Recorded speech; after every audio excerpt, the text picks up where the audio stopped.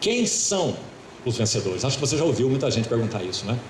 Já ouvi essa pergunta muitas vezes. Quem são os vencedores? Aí está a resposta.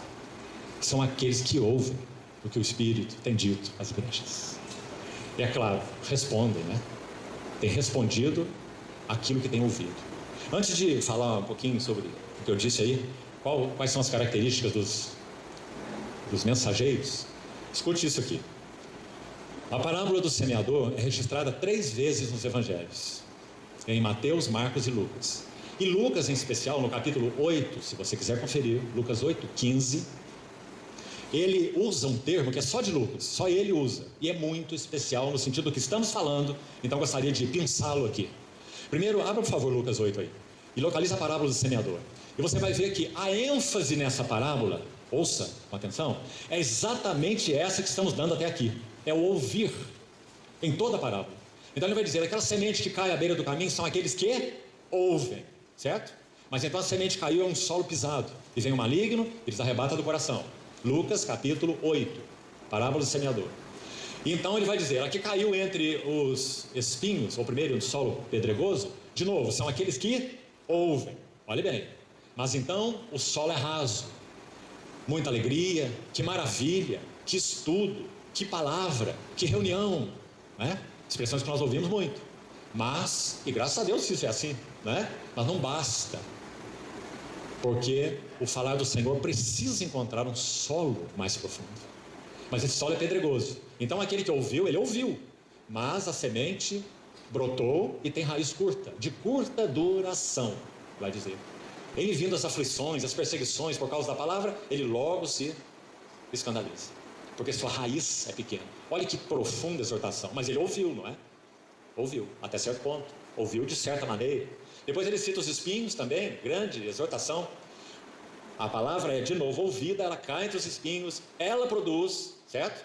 Mas então tem um detalhe, citado pelos evangelistas aí, impressionante. Vai dizer assim, os seus frutos não chegam a amadurecer. Que frase! Lançou raiz, conseguiu até crescer no meio de espinhos, mas frutos não amadurecer. Está muito claro. Uma vida que foi até um ponto, mas não conseguiu avançar para uma maturidade espiritual, do conhecimento de Deus, dos propósitos de Deus, dos caminhos de Deus, um discernimento mais claro, não é? E que são os espinhos? Coisas que estão aí nos afligindo todos os dias. Cuidados do mundo, fascinação das riquezas, deleites da vida. E, por último, demais ambições. Ele vai dizer, sufocam a palavra e ela fica infrutífera. Mas aí eu queria chegar no verso 15, Lucas 8:15. Ele vai dizer que a semente que cai em boa terra, ela então germina, certo? São aqueles que ouvem, ele repete, são aqueles que ouvem e retém. Olha aí, a edição Revista Atualizada vai usar essa palavra retém, qualquer outra tradução vai usar uma semelhante, certo? O que importa é o que essa palavra significa na língua original. Então, a ênfase, todas essas descrições desses solos são daqueles que ouvem. Todos ouviram, ouviu aqui, ouviu, o outro ouviu também, e essa que caiu na boa terra também ouviu. Mas qual foi a diferença dessa última semente aí? Ele não só ouviu, mas ele reteve. Então, o sentido desse termo, de novo, é exclusivo de Lucas. Examina essa palavra na língua original. Vou te dizer o que ela significa e olha a importância disso, irmão. Para nós como pessoas, indivíduos, para nós como cristãos individuais, para nós como cônjuges, para nós como famílias e para nós como assembleias do Senhor.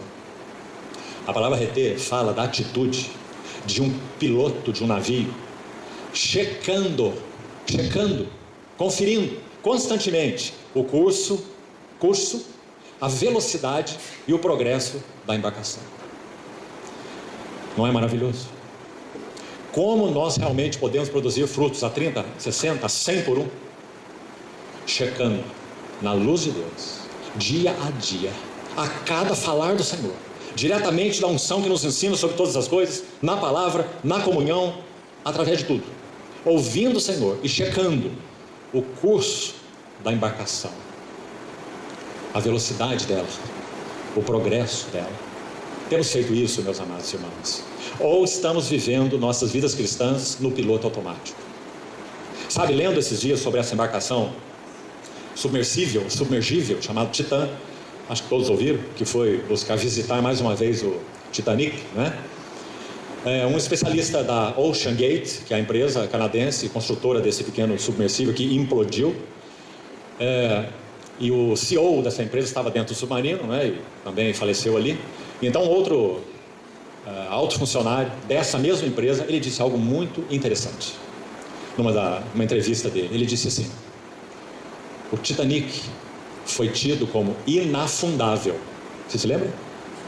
E o Titã, esse submersível, foi dito pela boca desse CEO que pereceu ali no submarino, foi descrito como sendo indestrutível. Palavras dele: o Titã é indestrutível. E ele implodiu próximo ao Titanic. Então, meus amados irmãos, será que nós estamos vivendo nossas vidas num piloto automático? Com essa mesma mentalidade?